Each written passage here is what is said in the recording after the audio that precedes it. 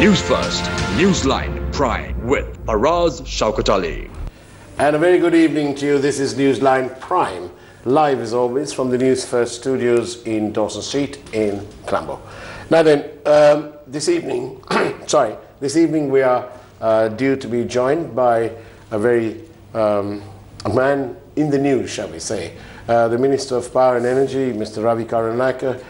He's on his way here. He's just left Parliament and he's making his way through the traffic, and he'll be with us as soon as he can. We expect that he'll be joining us in about 15 minutes' time. In the meantime, I'm joined by the head of English News at News First, Chaturanga Hapwarachi. Very good evening to you, Chaturanga. Good evening to you, Faraz. Thank you for taking care of the show while I was ill. Yes. Not that I'm fully better, but anyway. Now then, where do you live, Chaturanga? I live in Colombo 15, Faraz. Colombo 15. Do you have power cuts? Not so far.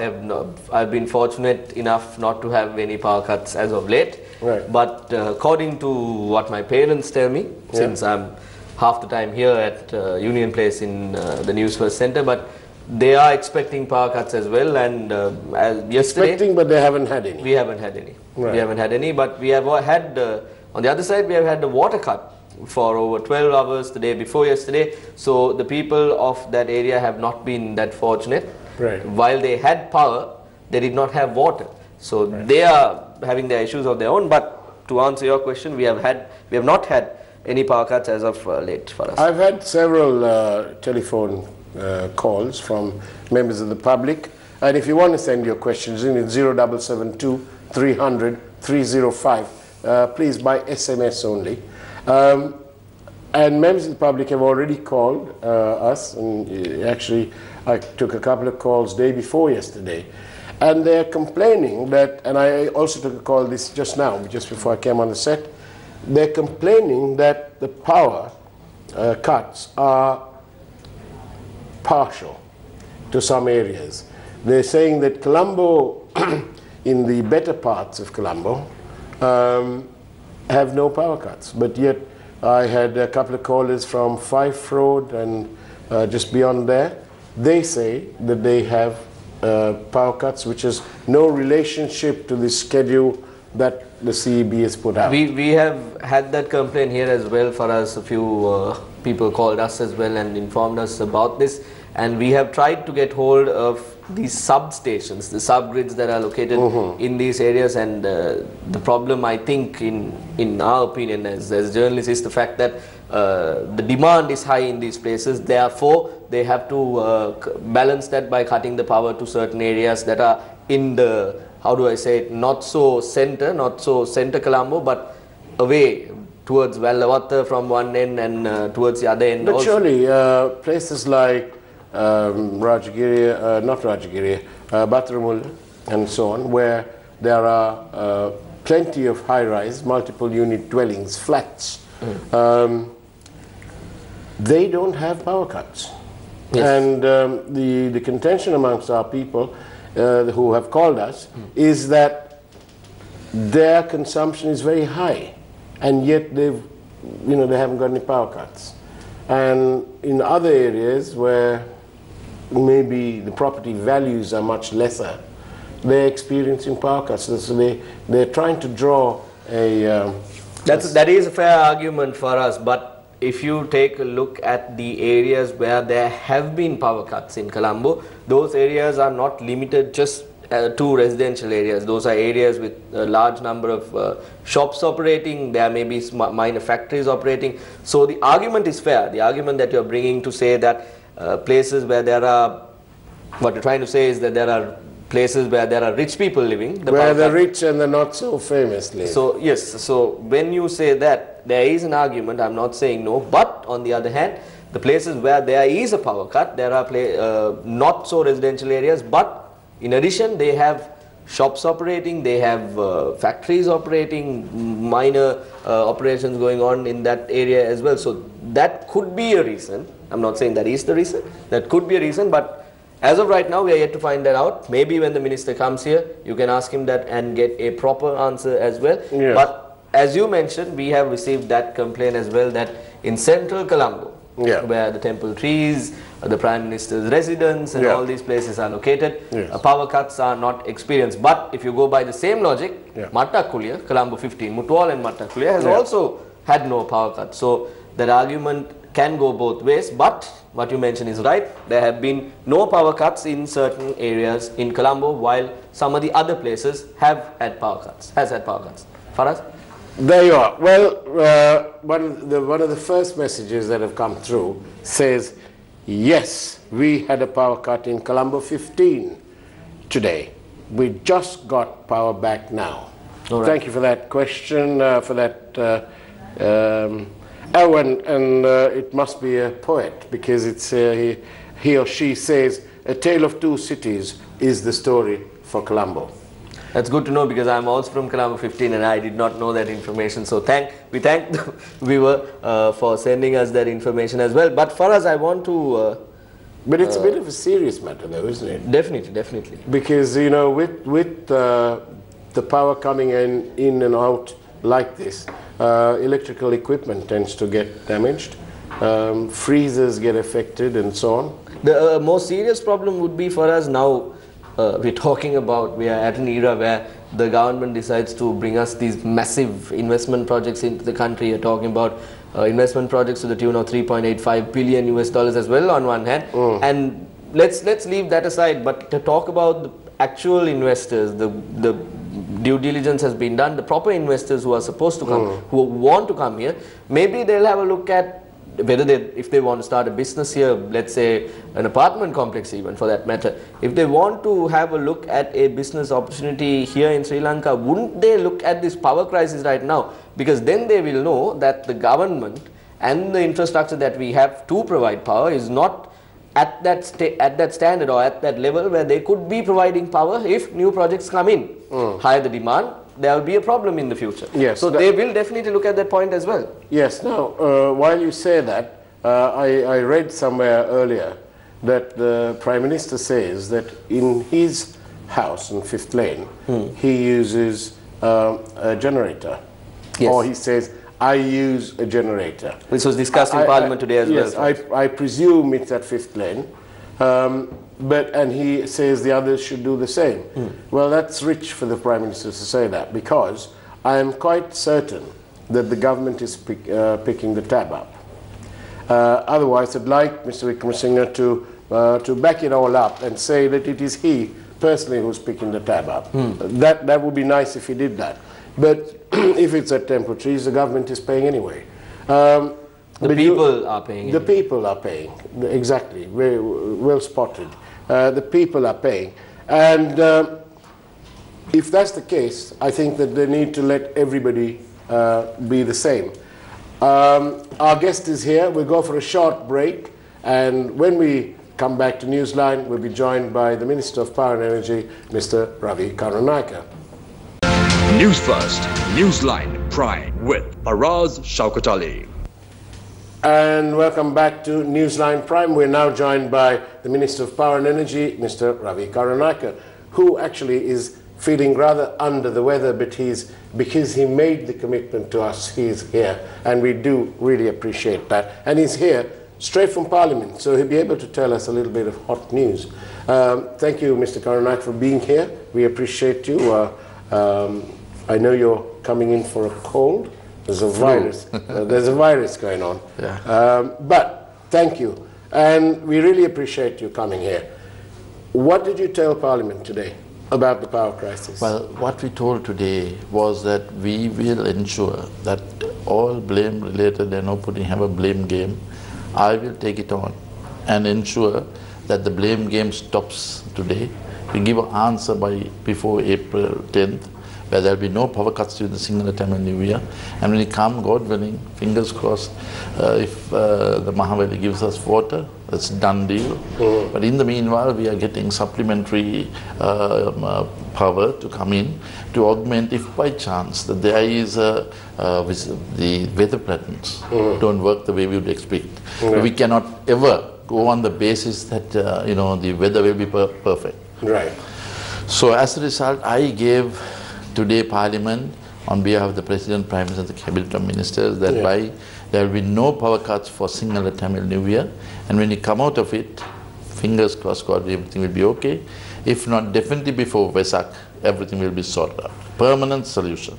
Permanent solution. Permanent solution. And how can you share with us Yes. how you're going to we do are that? looking at, in hand. What has happened today is that we are going after the demand in the manner that what the CB can give us. Right. We are going after a power economy, Yeah. where we are basically looking at, if you happen to come and say, I want 100 megawatts, Yeah. we should be in a position to do so. Right. Otherwise, this is not a developed country. Yeah. And I was telling, Colombo has 4,000, Sri Lanka has 4,200 megawatts installed capacity. Singapore has roughly about 85,000. You had 85,000 megawatts. Right. Korea has roughly 160,000 megawatts. Japan has 178,000 megawatts. So, Sri Lanka, what has happened? You look at Malaysia, they basically have 22 million like us, but they have 22 million megawatts of power. I see. So it's incomparable.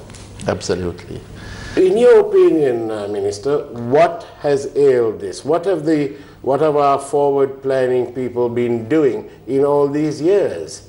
I would basically stop the blame game, and I'll take it upon myself. Right. Because what will happen, it'll be heartburns all over, Yeah. and there's no point doing that. I have got a good rapport with the entire CB staff members Good. and the engineers, and we are coming up with things that are alternate, looking at a new CB, Right. and not years, weeks.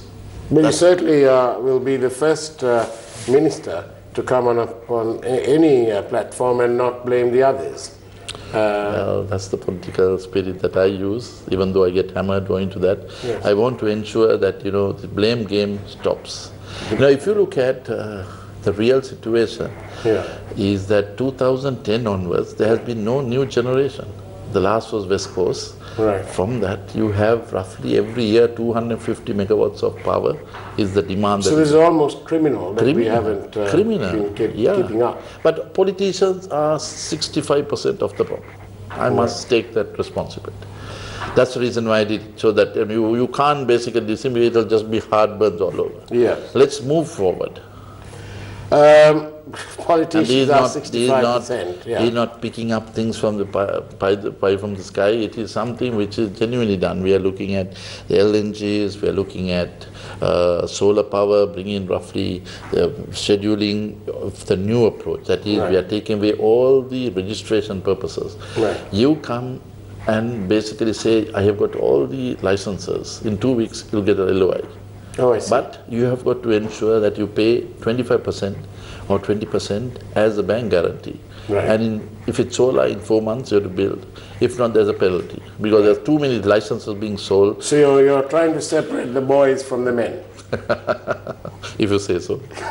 All right. Well, it needs to be done, because there was a time in the past where there were more trading in mini hydro licenses than there were actually mini hydro projects operational. That's what exactly you pinpointed. That is why we have changed this. This can't go on. This is sickening. Solars can be done up and running 4 months. You can have wind power in 1 year. You can have dendro in 9 to 12 months. You can have, solar hybrid with the wind, 9 to 10 months. Battery power, same. So I think we have not opened ourselves up, and this is what we're doing. Do you think that you'll have the support of the CB engineers? Because obviously there seems to be a difference of opinion between the CB and the public utilities people, and then finally, I suppose the ministry is caught in the middle. Yes, that is the last day that we'll complain on that. We'll get things behind us and move forward. So you got your team together now. The army is ready. The army is ready, ready to take it on. Because obviously... Hitler mentioned that success has many fathers, Right. defeat has just one father. Unfortunately, at this moment, Parliament tried to show that it is me. Never mind, I'll do that.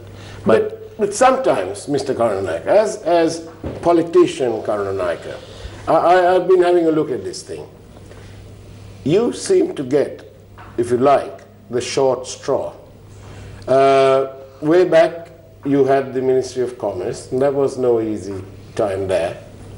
Then you had the unfortunate incident of being the Minister of Finance of a very depleted Ministry of Finance, with several subjects taken away from you. Some maybe thankfully. One-fourth. One-fourth. And yet, sorry, three-fourths, I'm sorry. Yes, I think you only left with a quarter. Yeah, because you didn't have the central bank, you didn't have the state banks, you didn't have the state enterprises, and so on. Now, but through it all, you've stuck it out, and you've taken on the challenge posed to you. Do you feel, or at any point, did you feel that, oh no, power, they've given me another one, or are you actually reveling in the fact that you've got a big challenge? So challenges are no major problem for me. It's only the genuine pursuit of trying to get things without having interferences and backstabbing that goes on. Right. That is the problem that I don't like. Does that affect you much? No. The backstabbing? Well, that has become now normal. They don't, I mean, that is only the trees that have the fruits that get wet. And also specifically, it is the people who do the work, is the one who are targeted. And I need to ask you another question. Several calls saying that the power cuts are not equitable, as in it's not distributed equally amongst all the areas. So some people are saying that we live in Colombo but on the outskirts, like Fife Road and so on. And we've got power cuts, and others who are living in Flower Road and so on saying that, well, we don't. No, that's wrong. What we done was any area that they are basically come forward and giving generators. Colombo gives almost 100 megawatts. Right. There to reciprocate, we basically look at things done. Right. So, I mean, there has to be some gratitude for people who stick their necks out when all the others are not. Right. So we have 1,583 installed capacity possible. Right. But only 30 have joined this on the request that we made. Well, why do you think they're not joining? Well, the seriousness is not seen and shown, and they think the government's problem is not their problem, and that's a sad indictment. Really sad. You do feel sad about that, don't you? Obviously, we are asking, please knock the AC off. Yes. Because you can have an outstation person. Indeed. I think we also need to knock the AC off in the studio, because clearly the minister is very well under the weather. And Maxwell, if you would sort that out for us, we'd be very grateful. But your house will still have power cuts, all right? So now then, how do you respond to the charges that these power cuts are actually manufactured because the supplementary power people want to get in on the act? No, please. It would have been in the past. But they are also dealing with a new minister, which broke no nonsense. Right. I got all the engineers, because they are the brains, got them, got the entire team that from generation to dispatch to transmission, and then we told what is the answer, and this is what they are saying. So it's not something or void of discoveries by us. Professionals have to give it, and we run it through. Because, as I said, we are going through creating a power economy. What we are doing now is asking, okay, how much of power can we give? And we are on our bended knees, because it's a demand-led generation approach. We are saying put excess capacity. Yeah. What's the loss? Especially because you're trying to grow the economy, trying Absolutely. to invite... As I said, if you want 2 megawatts moving up to 4 megawatts, if you are unable to respond, what's the purpose of the country? That's what we are going for. And all generation will be cheaper than what they're doing at the moment. That's the challenge. You know, you have the old machines in Kalnitisa working roughly 45-50 rupees a unit. Sapugatskanda is 35-40. Uttare Vasante is 69-70 up there. So all of them are basically adding on to the loss of the CB. So we are looking at things coming at 21, 24 and solving the problem. And are you able to say what the mix will be? Will it be mainly coal? Mixed generation would be 1/3 renewables, 1/3 LNG, and the thermal, and 1/3 coal. Right. So there is, will you have another coal power plant somewhere? Yes, because it is definitely the cheapest. And I mean, you can't, because if you have 3 plants there and one breaks, you're completely kept hostage with the breakdown. And because it also takes time to fire up again. So I think it is ludicrous just to, basically get things done. But I'm very concerned about the environmental issues. We have got all those things done, and we'll challenge anybody that now the people will basically say, okay, things are happening. Because we've got clean coal plants, haven't we? But critical coal. Yes. So if that's available elsewhere, why can't we have it here? That's correct. That's exactly it. And will you be taking steps, unlike in Noricholi, where the previous government did, and the officials didn't relocate people out of the area fast enough? Yes. And we don't want to be reactive. We want to be proactive. Right. And it's the same problem in the areas surrounding Umaoya, where those people are still waiting. Well, this is the problem. I must say, I would greatly appreciate. You can help us in not basically putting the place on fire. You can look at what the problem is, see whether the answers are there, and just get it. Because media, giving just one aspect of it and going the wrong way, you have lost your generation for the future. Do you think that Newsfirst is doing it equitably, or do you think that we... It is definitely been done on equitable basis. Oh, good. Thank you. Not only equitable, on the least cost generation basis. I told the engineers that I will not shine if it is going to be more expensive than the existing plants. Right. So that's a good barometer, benchmark, and so that you have a negotiation ability with those. Right. How long do you think it'll take to sort out the whole thing? Well, you want to know as to how this problem exists. We have 4,200 installed capacity. 1,300 in solar. In hydro. 1,200 in thermal. And renewables 683. Right. So when today we suddenly have the hydros only pumping 300 megawatts out of 1,300. Randanigala has 85% of water in the tanks. Oh dear. Yeah. So what can we do? Their approach is that they need for water, they need for irrigation, so we become secondary. But then that is also a eye-opener, that we can rely on water anymore. Now who's going to blame us for that? So even though Randanigala has got 85% in the reservoir...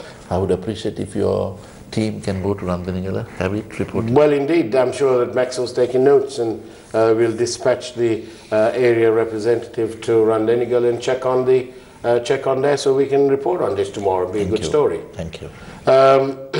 So, long term, when do you think this will all kick in? When will we have an LNG plant? Our deficit is really for 3 hours in the morning and evening, 6:30 to 9 and 6:30 to 8:39 in the night.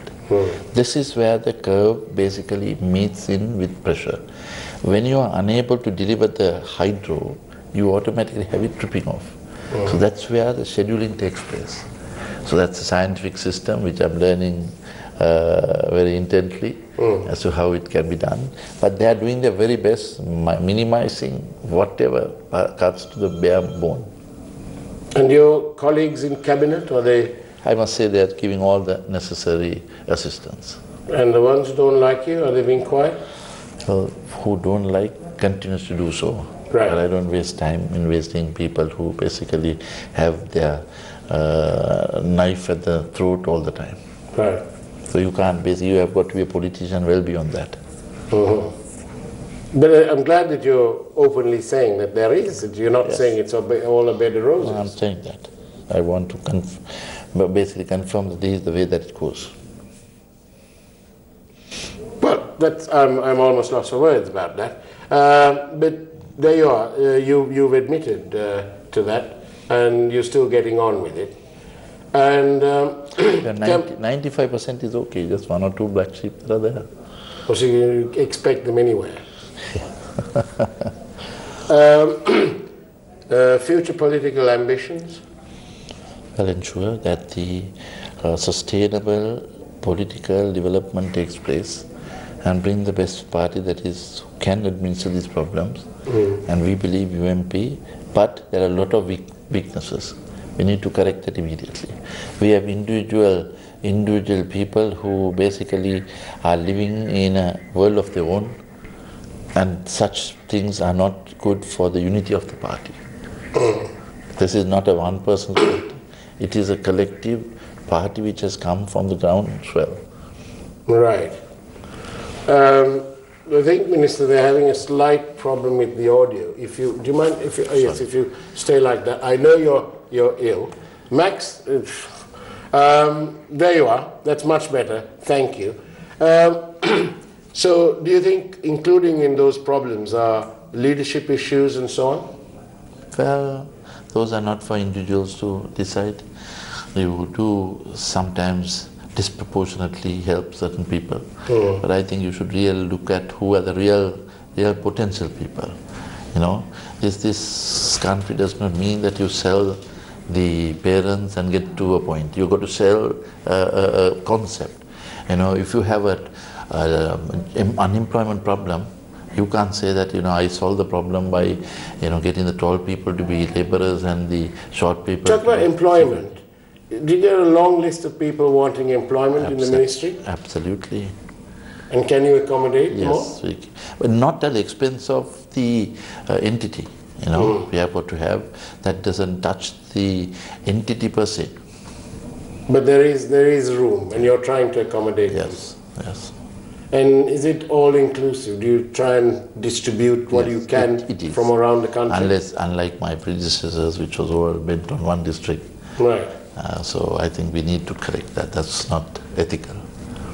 So you're putting a bit of humanity into the ministry? Political reality. We are a team. Not like some people who just, you know, have everything for themselves. Those vicious or self-thinking people don't have popularity that is there in the real downtown politics. So back to the, just before we finish off, back to the reality of the current power crisis. You say that everything will be done and dusted by the 10th? Well, you'll ask as to how it has been done. Yes. We are basically looking at getting in 50, 60 barges that broke to be reinstituted. Right. We are looking at adding on certain solar operations that are there. Then we are looking at certain barges that we have, maybe 100, 200 being added on in the next 10, 12 days. Then Northern Power, which is in Jaffna, we are looking at making appeal so that every generation, every megawatt is useful. So those are the things that we are doing at the moment. So that will bring in roughly 385 megawatts. And standby process that I told you, that will be used for synchronization, or the basically, you know, sign agreement with them that they will add generation to the grid when we require. Wonderful. Minister Ravi Karunaika, thank you very much for being on Newsline Prime, especially because you have come straight from Parliament and you've had to pass home where you could have gone home and got rid of or started to get rid of your flu. Thank you. Thank you. We really do appreciate your presence and what you told us about. Thank you for being so frank. I would appreciate if you could take the speech in Parliament. And I thought that was an all-inclusive speech that was made. Indeed, I believe our news team is preparing it to run on the 9 o'clock news, which will follow in half an hour on TV1. Ravi Karunaika, thank you very much. Do come back when you're feeling much better and tell us about the progress you're making in this very critical ministry. But I would appreciate if you can give positive sentiments rather than, you know, take the system on. Wherever that we find flouting or inefficiency, don't spare us. Wherever try to do a genuine job, please help us in full. We will highlight all the good and bring to your notice the bad. Thank you. And that's the way it was on Newsline Prime with Ravi Karunaika, Member of Parliament and Minister of Power and Energy. Thank you, take care, have a great evening and God bless you. Thank you. News First, Newsline Prime with Faraz Shaukat Ali.